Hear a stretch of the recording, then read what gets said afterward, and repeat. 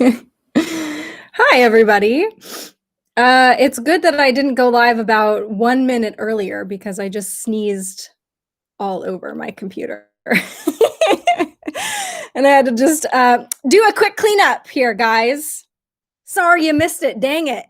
How is everyone tonight?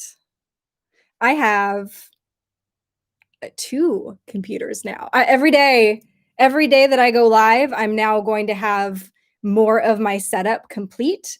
And I do have some things in the works for just some things in the works. So I am going to end up going back to bringing you guys the news and what's going on, but I'm going to have a little extra surprise for you when I'm doing that. So a couple things is, first of all, does it sound everything okay? Can I get a 5x5 in the chat? Just want to make sure we're doing okay. So I wanted to give you guys. Awesome. Thank you, Anita. Hi, Anita, Joel, Malcolm, Leo, Pam, Alara. Thank you. Hi, guys. William, Brutal Biscuit. Oh my gosh, so many friends. I'm so excited. Nancy, hi, everybody. Hi. Thank you for being here. I'm going to drop some links. So this is my DLive, which I still have not used. If you guys are on DLive, please go follow me over there because I'm going to start utilizing that eventually. And then here is my Twitch. Get this link for you guys. If you guys are on Twitch, please go follow me over there. Obviously, I still have not used either of those platforms. There are other platforms coming too, because just trying out a million different things. So we are going to, actually tonight I'm using the sound from my camera for the first time. So hopefully it sounds better than it did last time, or at least equal. So I'm going to be trying to go live from all of those platforms eventually. So if you like YouTube and you want to stick with me on YouTube here, then you can certainly do that for as long as they allow me to be here. And but I know a lot of our friends that don't have a choice to be on YouTube anymore, unfortunately, are also using those other platforms. So it's the shirt. Thank you. It's Free People, but it's probably older than you are. Could be. No, I think I've had this shirt for like 8 years, and it's got the balls on it too. It's got the balls to prove it. Awesome, guys. Well, like I said, I'm not going to be doing we can go over, so there's a new 17 drop. I don't know if you guys saw it with the Twisted Sister song, We're Not Gonna Take It, which I know a lot of people were taking as multiple meanings. I know when I heard it, I was thinking vaccine. And then I posted that and some people are like, oh man, yeah, maybe that's what it was. But anyway, go check that out if you haven't. It was actually posted on the UK board. So it didn't come to any of the aggregators, or at least what last I checked, it wasn't on any of the aggregators because they didn't post to their normal board. But that's fun. What is it today? December 8th. So I don't know how long they've been gone for, but hang on 1 second. Let me just get rid of something over here. I don't know how many days that was since the last 17 posts, but that's really exciting. Hi, Kenny. Yeah, so adult reading rainbow time, guys. Last week, when we were going over the Law of One, I was in the middle of, I'm rereading I've read all of the books except for 5 because I don't have 5. But Alara has 5. I might borrow it from her, but actually I think I'm just going to order it because I like to have books. You know what else I was thinking? Christmas. It would be a really great idea for us, for me, for you, if you so desire, to buy people books for Christmas. It is a really great, if right now we're looking at this as we have a job to do on this planet, and our job is to wake people up, even if you don't necessarily think that they'll read it, or if it's like up their alley, or if you think that, you know, they're just going to roll their eyes when they open it and be like, gee, thanks. You never know. Some people might crack it open, and then you might end up, you know, really awakening somebody. So I think to anybody that I'm buying a gift for Christmas, surprise, I think I'm just going to be doing books this year for Christmas, other than the kids. But yeah, I think books. So The Law of One is a really great one. If you're looking for you know, some kind of recommendation. So many people have been touched by that series of books that I don't know. I just feel like that's a really good one, even though it is a little bit weird. It's a little bit, you know, it's not the most readable book. You kind of almost have to be like into it, I think, in order, but you never know. This book, which is what I'm going to go over this week. Sorry, there's a big glare. Bringers of the Dawn.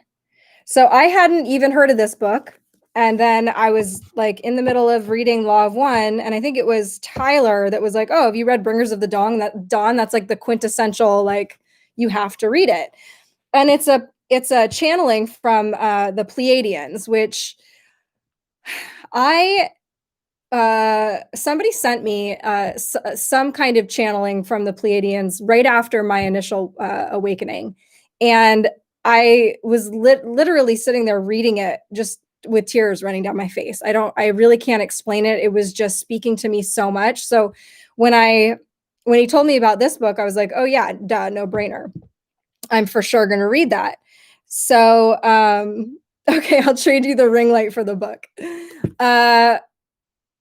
So yeah, this book was everything that I needed right now. And it's really interesting how I feel like the books that I read always just kind of come to me right at the moment that I read them. And you guys know that I do a lot of rereading.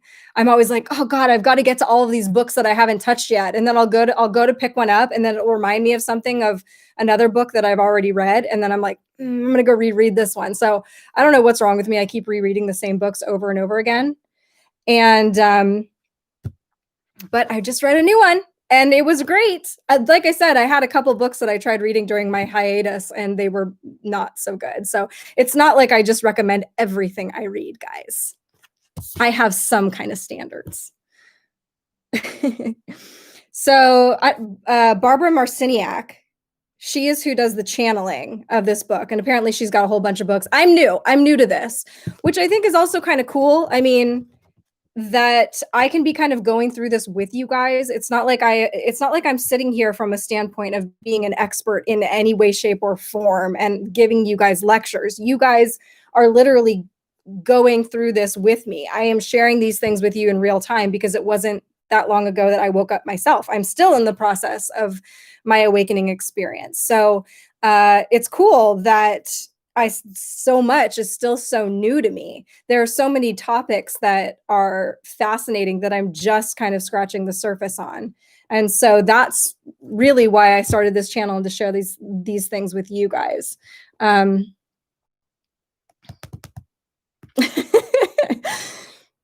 We'll be speaking telepathically for the rest of the night.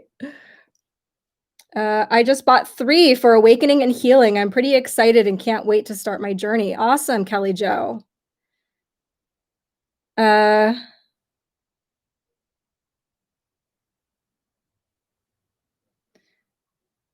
forget to smash the thumb. I like when Laura's like, touch the thumb, friends.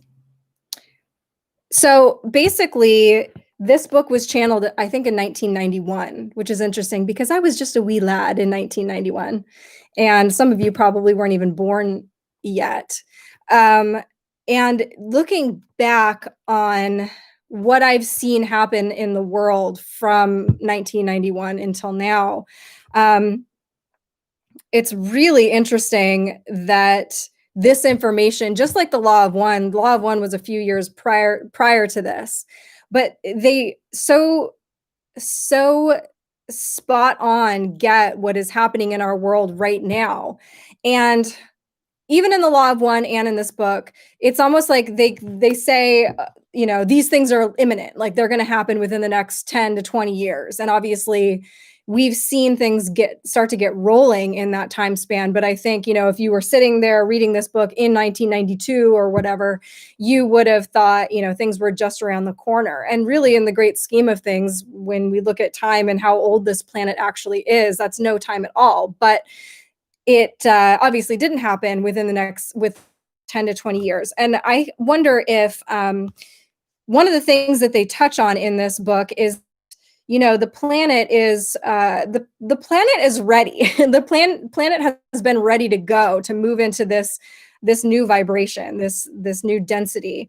And it's really the conscious people on the planet that has been holding it back. Like, we are white knuckling through this awakening, and we're like, no, because change is actually registered in the subconscious mind as pain. I don't know if I've ever talked about that on here, but in your subconscious, anything that is known is registered as pleasure, even if it's something that's physically painful, or even if it's something that's really bad for you and you know better, it is registered as pleasure. So that's why we gravitate towards the things that we know, even if they're harmful for us, even if they make us cry, whatever. Like, for example, abuse. People that grow up in an abusive household, that becomes a known to them, a familiar to them. So it gets registered as pleasure, believe it or not, in the subconscious, which is why people that grow up in abuse tend to seek it out subconsciously, even when they know better, even when they try really, really hard and to find somebody that's going to be good to them, that's not going to be abusive to them.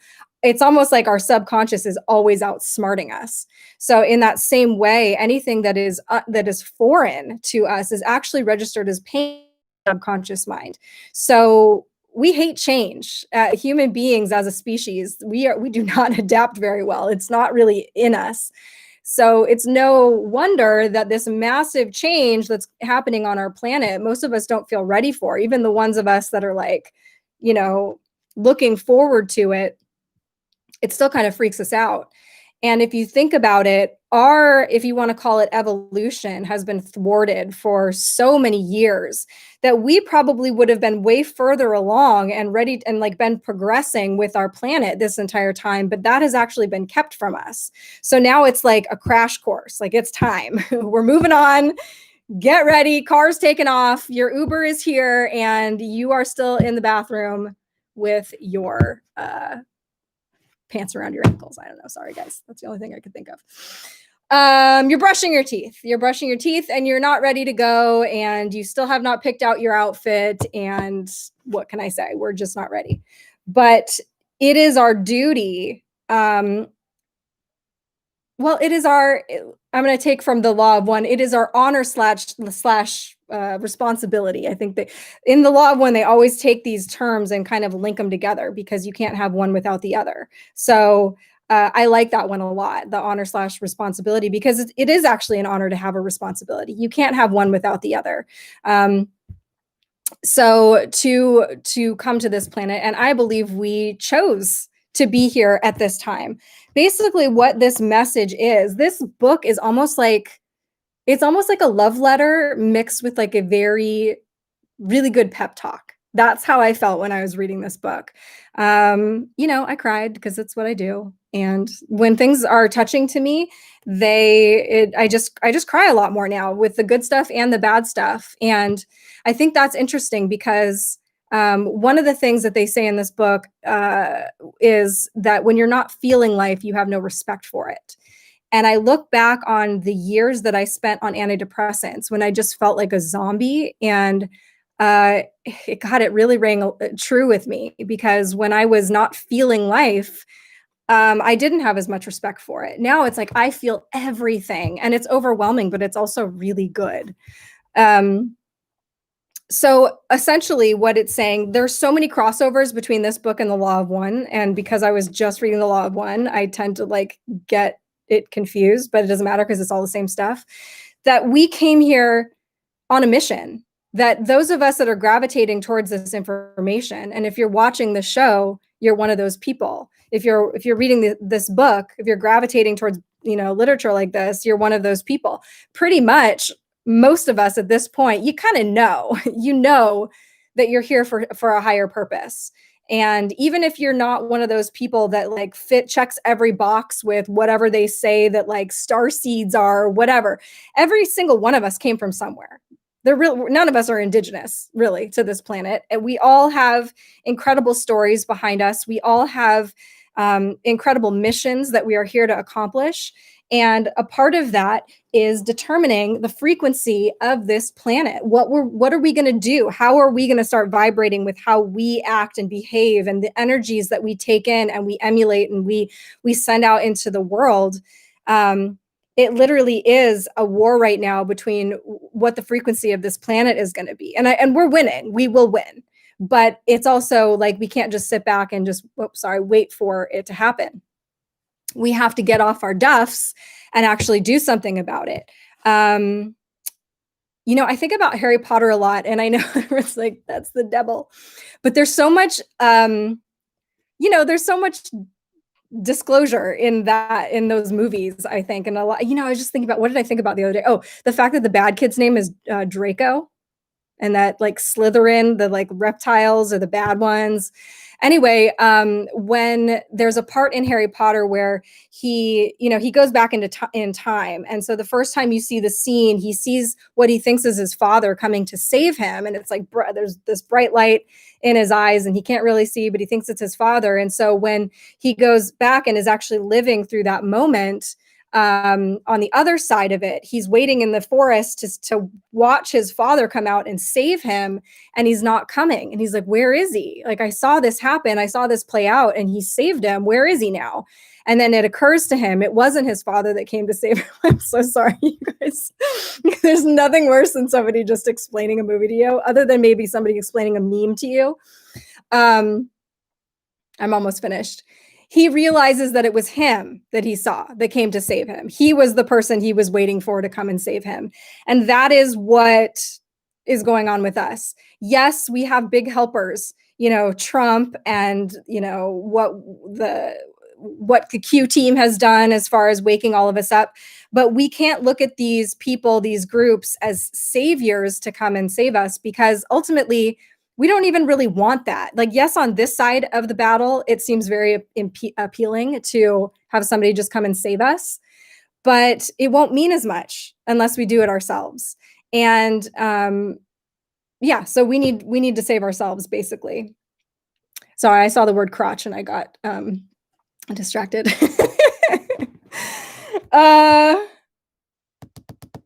Bringers of the Dawn, Barbara Marciniak. I don't know if you guys can see it. Sorry, my ring light is acting a fool. So yeah, basically, we are here to help raise the vibration, among other things, right? We still have karma to work through. We have, lessons to learn. Some of us, there are those that, maybe already learned these lessons and actually kind of, sacrifice themselves to come back and help this planet and these people at this time. Like, they might have already graduated and moved on, and they had the choice to, go on to bigger and better and more peaceful things. But they said, I'm going to go back and help, even though they risked karmically tied back into this third dimension awfulness.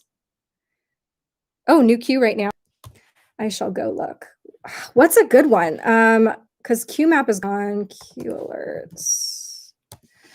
I'm going to qalerts.app. We'll see. Yep. Oh, wait. What time is it? Yep. It's a YouTube video. I am opening it now. Oh, I can't share from this computer to that computer. You guys are the worst / best. Oh, okay. This is the same video that was posted on. So here, hold on one second. Let's see if I can do this. I'm gonna give you guys the link right now to the aggregator that I use these days. There are lots. And they're all good. But there you go. So you guys can see it for yourself. And yeah, like I said, it's a video that's set to that Twisted Sister song, We're Not Gonna Take It. And you can take that multiple different ways. All right. Oh, you know what I just remembered? QAG.news works too. Thank you. The other week, there was a girl in here who asked a really great question, and I kind of was, I went to bed that night and I was like, shoot, that's what I should have said. I didn't really answer it as well as I could have. She asked, what can she do to help? What can we all do to help? And, there were some really great comments in the chat of things that we can all do. And I kind of prattled off a couple things off the top of my head. But when I was going to bed that night, I was like, oh, like, what are we really here to do? And what is the best thing that we can do to help other people?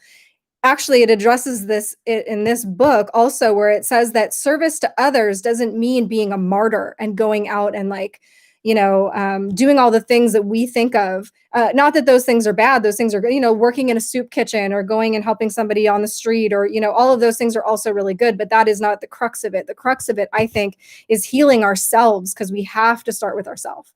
And every single one of us has something to heal, whether you remember it or not. So as healthy as you can be, as healthy as you can make yourself, dealing with past traumas and getting through, whatever it is that you need to heal, is probably the first step into the best things that you can do to be of service to the rest of the planet. Because even if you're not going out and talking to others, it's not like you have to go and be like, hey, look, I healed myself. You can do it too, even though that helps as well. When you are healing yourself, you are actually affecting the entire planet, even without talking to anybody else. You are, they call it a pillar of light. You are something. When your vibration changes, it changes everything. So don't get too caught up in like being able to see some kind of external evidence that you are making huge changes in the world. Like, you don't necessarily, like, you could be one of those people that's, starts a YouTube channel and you're like, oh, I only have like 53 people that are subscribing to me. It doesn't seem like I'm doing that much. Well, first of all, that's massive. 53 people, you just multiplied your power times 53. But or probably exponentially past that, because all of those people will help other people as well. But everything that you're doing in your own private life with yourself is having a bigger effect than you can even imagine.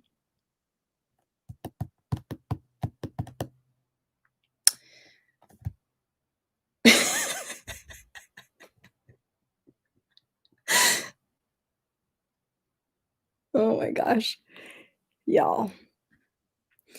All right, so I'm going to my notes here. The other thing is that we all feel so lonely. We all feel so alone when we make that decision to wake up. And, once you kind of wake up, there really isn't any going back. There isn't any choice. You can't, like, sometimes you want to just go back to bed. Like, wouldn't it be so much easier to just go back to bed? Because because it gets really hard. But we're not alone. Number one, we have each other. There are way more people out there now that are all working towards the same goal, but there's other help out there. And all you have to do is really ask for it. And I know a lot of us grew up with the certain notions about what's okay to pray for, what's okay to really meditate on. And we kind of lost that, it's okay to really ask for help and guidance. And when you really ask for that guidance, I mean, there are many different entities, let's say, that are dying to help you. And you just need to be able to listen to what it is that they have to say. And when you start picking up on these little clues that they're leaving for you here and there, they will send you more. So don't ignore those little things and don't feel so alone because there is a lot of help out there. Um, oh, a word that they use a lot in this book is effortlessly. And I liked that because we're also not here to force it. We're really not here to force anything. Just be cool, dude. It's true. Like, we don't have to take things so seriously either in order to make an impact. We can have fun. We can enjoy ourselves. I think laughing, if we're talking about raising the vibration of the planet, what raises the vibration of anything as much as laughter does? Um, so release the Kecken. 1999, why? Is my lip liner on a little too dark? Anthony says Kate is coming to us tonight from 1999, apparently. I wish, dude. The 90s were good/terrible for me, but I was also a teenager, so that makes sense. Camera check, pixelated. Low resolution. I don't know why that would be. Hang on, let me check something. Thanks for letting me know, you guys. Oh, well, if I do that, will it really mess me up? I might not be able, I think I can fix it for next time. So sorry, we might just have to like let it ride with this. Hopefully it starts getting better. Let me know if it gets better. Otherwise, I'm really sorry, but I think I'm on the wrong Wi-Fi. Okay, well, at least I sound good. That's really all that matters.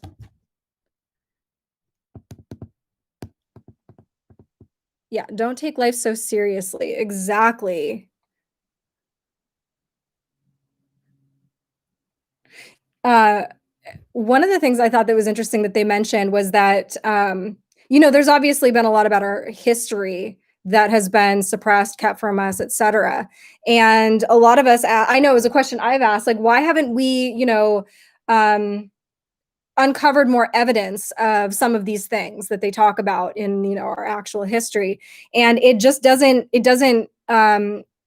fit with our vibration right now. And so one of the things it says is that when we do get into a higher frequency, a higher consciousness, once basically our consciousness is ready, those things will begin to be unearthed. Like, literally, we'll start uncovering like bones of creatures that we didn't know exist, or giants. I mean, we already have giant bones. But I think it was the Smithsonian that took them all. But anyway, some of the proof that we're looking for is going to start manifesting when we're ready for it. So essentially, like, what I keep hearing, what I keep going back to is what is, prepping the consciousness. Obviously, we can only do our part, but our part is massive when it comes to waking up other people. You have no idea who you're influencing just by being you. You don't have to get up on a soapbox and be like, I declare this and this and this. It's cool enough just to be like, oh, I kind of believe this, and just, and let it go. So yeah, I think that's an important point. Giant bones. The obelisk, Wolfstar. Yeah, I don't really know. I kept seeing something about the obelisk. Like, an obelisk has been showing up in different places, right? And they can't explain where it comes from, and then it just goes away. I don't know. It could be something really, could be a really cool reason for that. And it also could be that they're like, gonna remake 2001: A Space Odyssey, and like, this is how they're gonna promote it. I don't know. I haven't seen enough about it to really talk about that.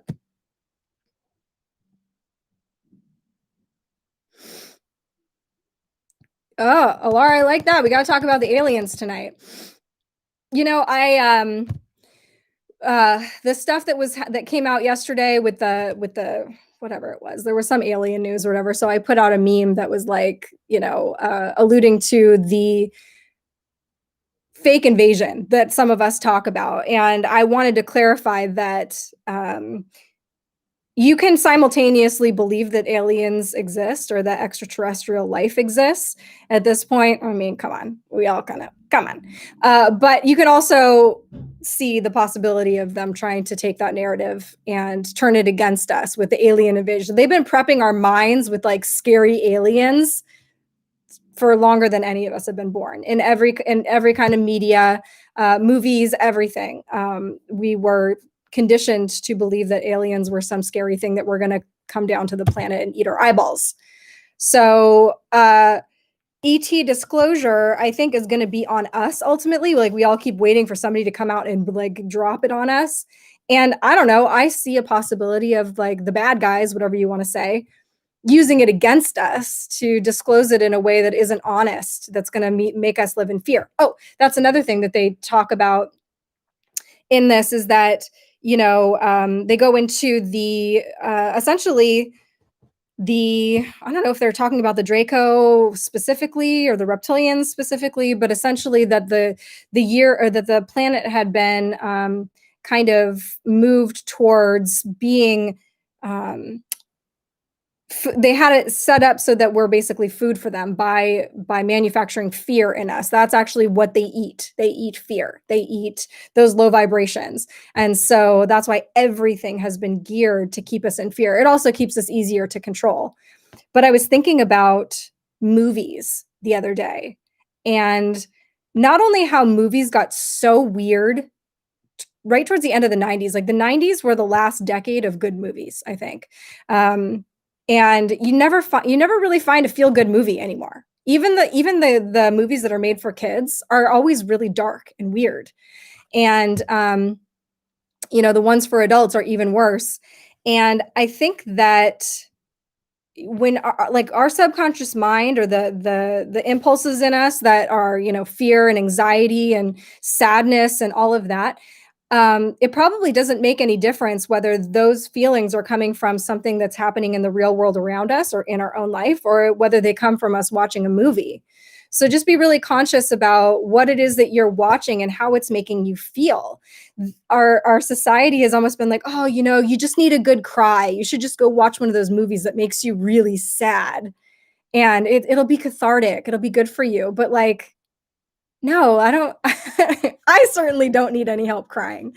Um, and I have to wonder about some of these movies and what their purpose is, that just make us feel terrible. Like, when was the last time you left a movie and you're like, oh man, I feel awesome. That was so entertaining and just uplifting. It just doesn't happen anymore. Ghostbusters was good. Yeah, that recent blockbuster Ghostbusters.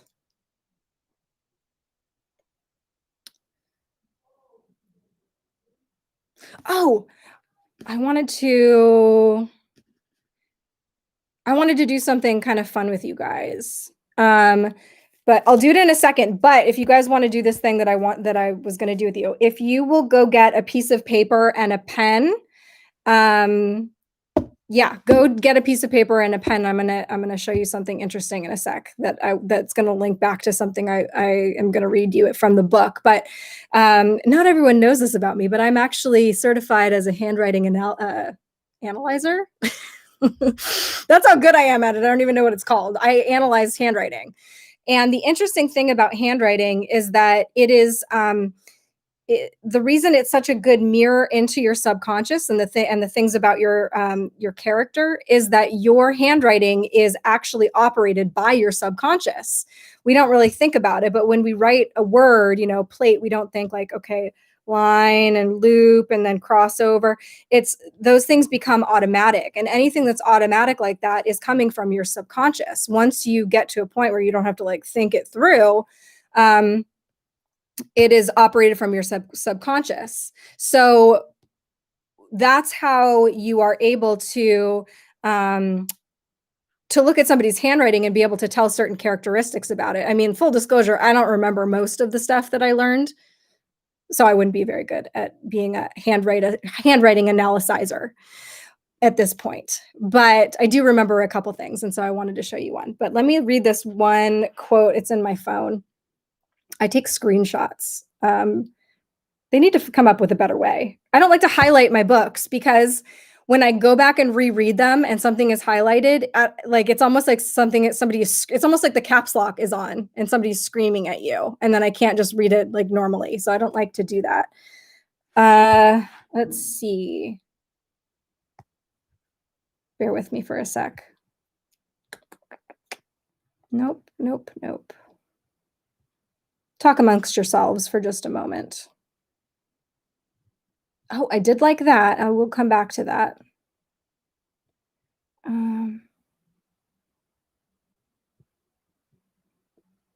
I don't remember how I had it linked in, but I'm going to show you guys something interesting about. So the cool thing about that handwriting is, so there are certain parts of your character that you may want to change, actually.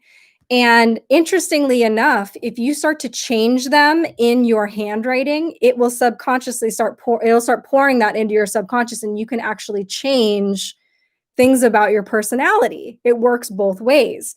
So I want you guys, yeah, Fearless, we're not going into election fraud. We're not going in. We have derailed this train. We have pulled this over. We are going somewhere completely different. We will get back into that at some point, but now is not that time.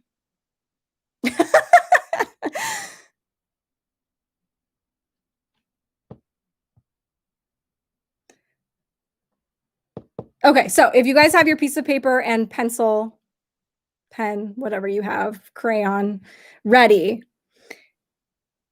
what's the best way to have you guys do this? I want you to write a sentence that starts with the word I. I went to the store, or I am this, or whatever it is. But I want you to write a couple other sentences before you write that. So, so that it's more free flowing and you're not just like starting with the I. So you could write something like, it doesn't matter. Just write a couple sentences. I'll give you a second. Write a couple sentences. And I probably should have brought a piece of paper myself to show you guys this. Do I have one handy? I don't think I do. I'll just have to explain it with my words, which you guys know I'm really good at.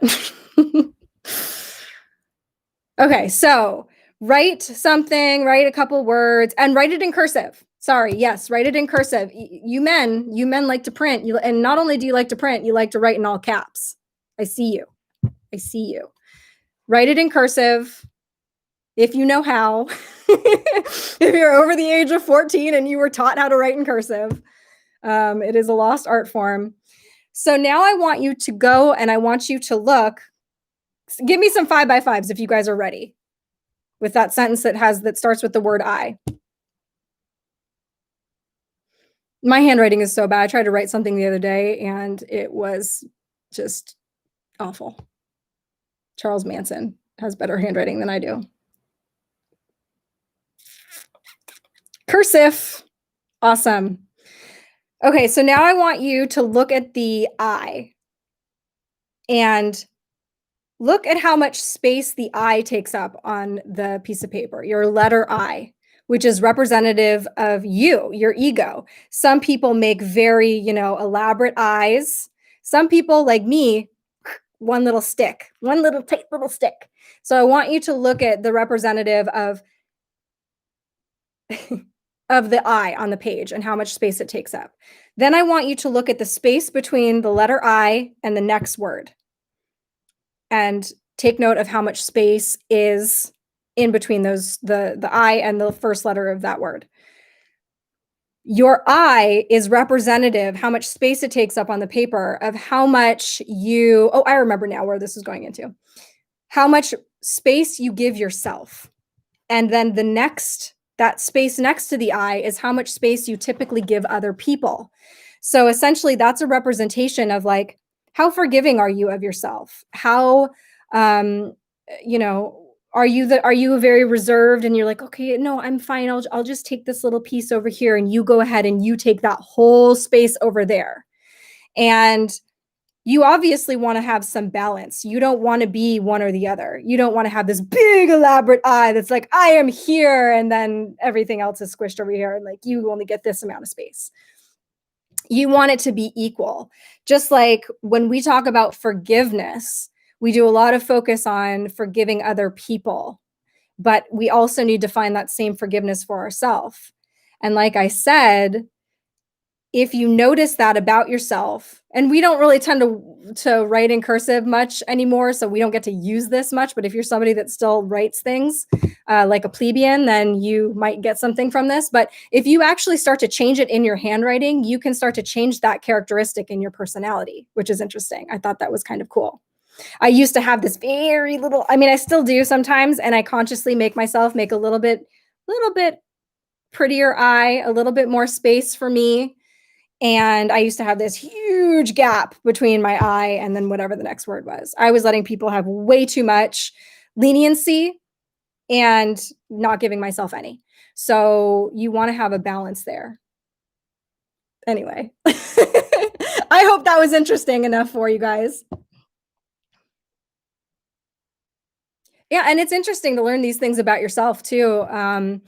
Things that you might not have realized. It's always good to kind of be analyzing ourselves a little bit and you know, not to dwell on it. Don't be too hard on yourself. And that's another part of forgiveness. When we go and we're like learning how to do new things, and we're learning how to raise our vibration, be better. And we look at ourselves in the past and we're like, oh God, me especially, I look at myself in the past like, oh, you were the worst. It's really important to just kind of look at it in a very neutral way. Don't be so hard on yourself about who you were in the past, no matter how disgusting you were. Be really neutral about it, because honestly, guilt is glue. And the more we feel guilty about the things that we did in the past, the more we in Buddhism, it's called namu. You're actually attaching yourself to that bad behavior. And we've all been taught it's almost like you can't really learn your lesson unless you feel guilty about it. Well, that's not true. The more you feel guilty, the harder you are on yourself about the things that you did in the past, is going to actually keep you from moving on and learning. You actually make better decisions when you're free, when you're in that neutral spot of being like, oh, okay, well, that was a mistake, so I'm going to try it this way instead. We are all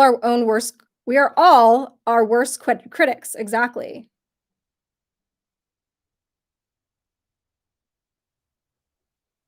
Gave up guilt when I turned 40. Awesome. That's really cool.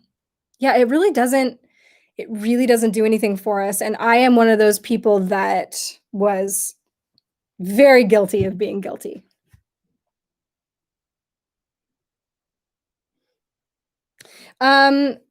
Dawn asks, is this the law of one stuff? Actually, we're on to this book now, Bringers of the Dawn, which is basically the same kind of thing. It's a channeled message from the early 90s from the Pleiadians, and it's got a lot of the same information in it. Talks about a lot of the same stuff.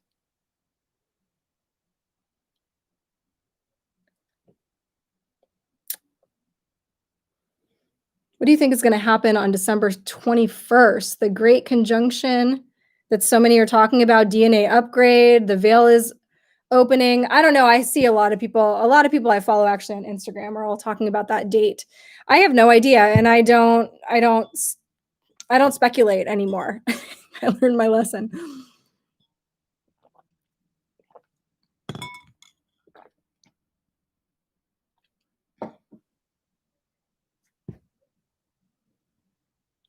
Sometimes you are guilty, though. That's true. Sometimes you are.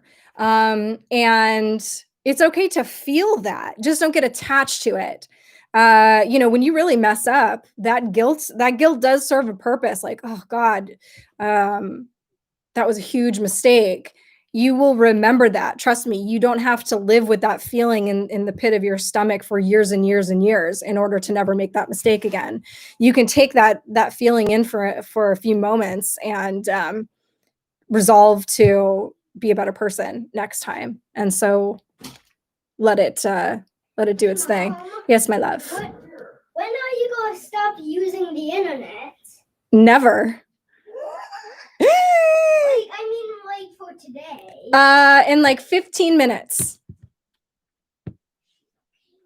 Just shut the door. Thank you. I'm using up too much internet. I must have a big space between my eye and the internet. 1221 is an activation portal for your consciousness. I mean, it would be like, hey, I'm open to anything. I'm open to all of these beautiful things that I'm hearing are going to happen on that date. I don't have any insiders telling me what's going on. All I have are, people that read a lot more than I do that post about these things, and that's where I hear.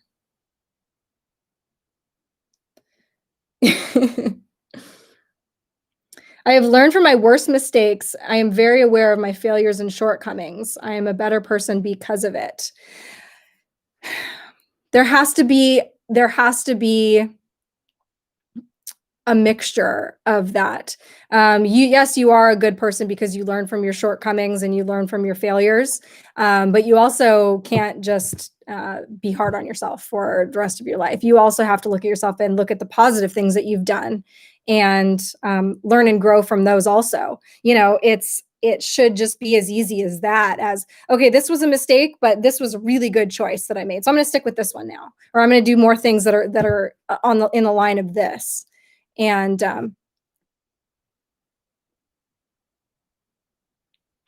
embrace both. I'm reading my notes. I think I already talked about all these things. But yeah, being in that neutral place, does help us to make better decisions. And then we're also not living in like the low vibratory spaces that we're all trying to get away from. Fear is the worst. Fear is probably the biggest one. And, I used to be the most fearful person. You guys know, I've talked about that a million times. I used to, everything was governed by fear in my life. It was just everything. And it's so different now. And it feels so much better. And I am able to make better decisions. I'm like watching myself now. And even just in the last few weeks, I've become a new person. And, yeah, it's weird. It's weird when you start to notice the changes in yourself and you're like, whoa, I've actually really changed a lot recently. Not just in the last couple of years. What has it been, 3 years now since my awakening? I mean, like I don't even recognize myself as of 3 years ago, but even as of a few weeks ago, I've had major changes. So we are never, it's never not a destination. You're not like, oh, I'm awake now. I got it under my belt. I'm awake. You're all still asleep. No, it is a constant process, and we are going to keep changing. And probably the biggest changes for all of us are still yet to come.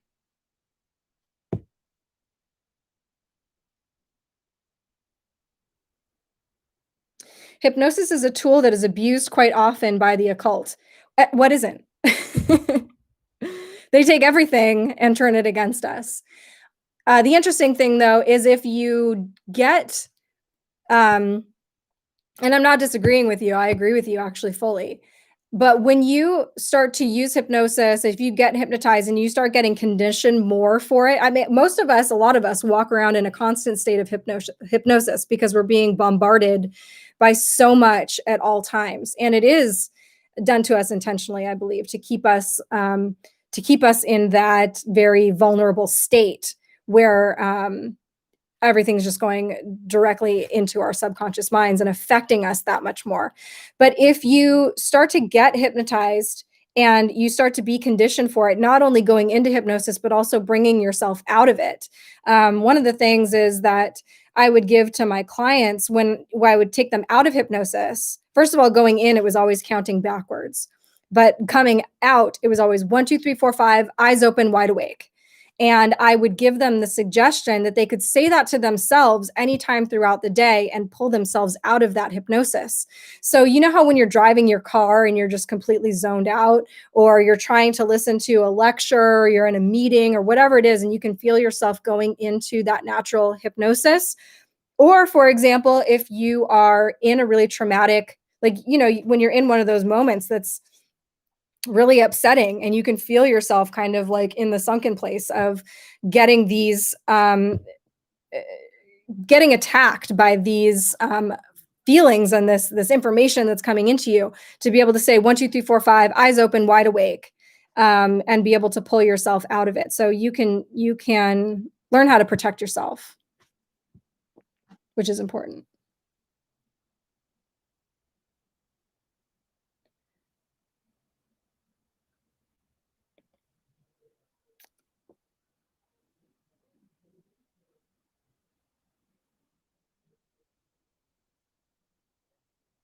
Gotcha. How many people have I regressed? I don't know how many people I've regressed. A lot. Not as much as I would like. Um, I really want to get back into it. Oh, no, I'll tell you guys about that after I do it. But I'm getting back into the hypnosis stuff, and I'm learning some more stuff, which is cool. It's so cool. I can't be hypnotized, Joseph says. Everybody can be hypnotized. It is a natural function of your brain.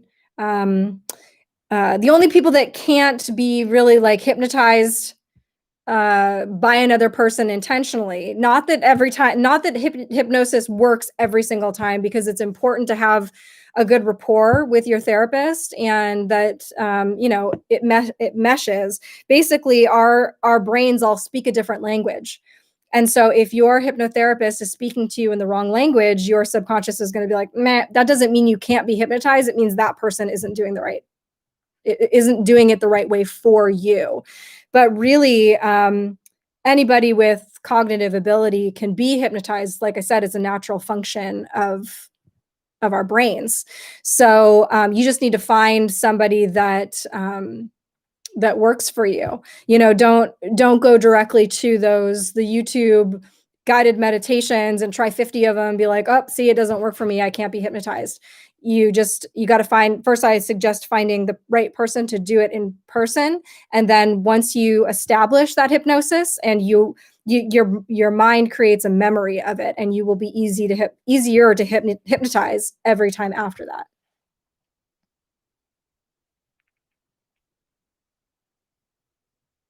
Where would you go for that info on protecting someone from hypnosis? I would go to a hypnotherapist. Just go get hypnotherapy for something. Pick something cool that you want to go work on, or go do past life regression or something interesting, or just go get relaxed. Just go to have a session to get relaxed, and ask the therapist to give you a suggestion that when they count you up from 1 to 5, that will then work in your own voice going forward to count you out of hypnosis, from then on. Those post-hypnotic suggestions work very well. They are a treasure if you know how to use them.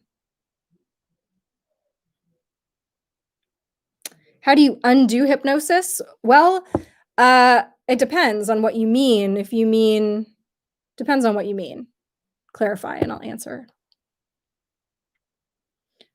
Can you look into people's dreams? I can only remember what it was, not the details. Yeah.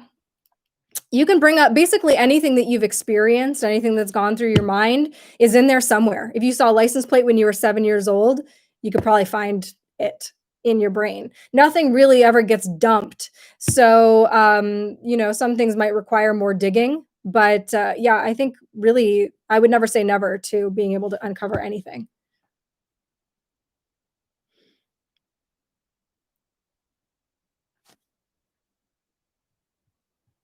Yeah, that used to be something very common that a lot of people used to say in like the 70s and prior to the 70s, when they kind of figured out more about hypnosis. It was still relatively new. And there were a lot of people that thought that they couldn't be hypnotized because there was like one way to hypnotize people, and it wasn't working for like half the population. Because like I said, you have to find out how somebody processes information before you can speak to them in a way that is going to connect. I'm spooky.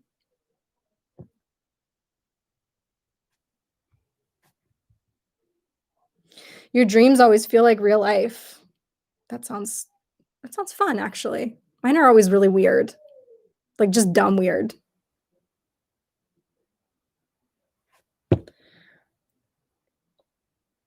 Say someone lays a trigger in you that you need to undo. Go get hypnosis from somebody else and ask them to undo the trigger. I have a really funny story, but I'm going to save that for another time because I actually don't know if Nicole Frolic is going live tonight. And if so, I believe she goes live in about 4 minutes. So I'm going to save it. But you guys remind me next time to tell you the story about the yawning, the hypnosis with the yawning. Okay, I'll just tell you really fast. There was this guy and he was being kind of a jerk. We were at this party and maybe I shouldn't tell this story because this makes me sound like I'm a bad, like I use hypnosis in negative ways. Basically, I made the guy yawn every time. He's like, hypnosis isn't real. And I was like, oh yeah? He's like, yeah. He had this whole argument with me at this party about hypnosis not being real. And I was like, well, why don't you let me try to hypnotize you? So I hypnotized him. And of course, I knew what was going to happen. I knew as soon as he was done, he was going to be like, well, I wasn't really hypnotized. I was just relaxed. Blah, blah.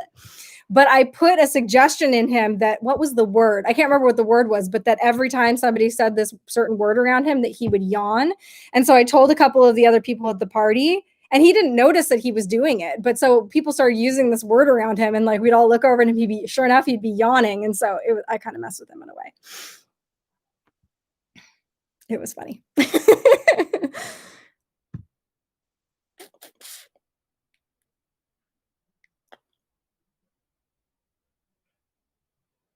I always hear so much about past life regressions. What about future life regressions? Mark, interesting. I don't know if that's what the QHHT stuff is. That's like, I'm just now learning about that. I have an appointment for January to go get one of those done. And I'm really excited about it. And I'm going to tell you guys all about it when I'm done. Maybe I'll record it. I don't know how that'll work. I don't know if the therapist will let me do that, but if she does, maybe I will record my session and upload it so you guys can watch it. But if not, I will for sure be telling you about it. But I mean, supposedly time does not exist out there like it does here. So it would be possible. Like basically what they say is you're kind of living all these lives at once. So I don't see why you couldn't tap into a future life if that is the truth. But I've never done it, so I can't speak from firsthand experience. But the life between lives is very possible. I know that. And that's pretty dope. Yep, Nicole Frolic is going live with Autumn Peterson in like 2 minutes. Awesome. Thank you so much, Suiterbug.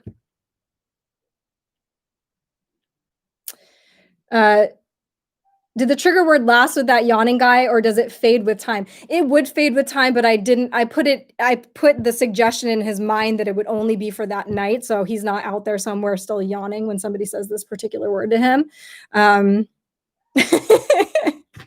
would not be nice.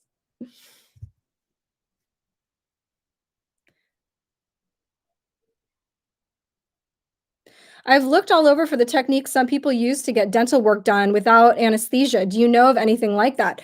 I mean, there's not just one technique. It is very possible. And I did have clients that would come to me before they had surgeries or dental work, things like that. It's very possible. You just need to find a therapist that knows how to do that. Oh, hello. I have a cape on. You do have a cape on. Okay, I'm going to be out in 1 minute. I live with a superhero. What can I say? All right, you guys, I'm going to scoot before Nicole goes live. Actually, she'd be going live right now. So hop on over. If one of my moderators would please put Nicole's link. Sorry, I should have said that a little bit earlier. I thank you to my moderators so much. You guys do an awesome job, and you're always taking care of me, and you're always posting links like crazy, and I always get done with my lives and realize I forgot to thank you. So I want to say thank you to all of my moderators, and thank you to everybody for being here. Keep your eye on my Twitter because I'm going to have an announcement probably this weekend. And but either way, I will be back here Tuesday next week at this same time. This is going to be my new time slot. I like it. So what is it? 4 o'clock Pacific, 7 Eastern, and then whatever it is, wherever you live. All right, you guys, I love you so much. Have a great night.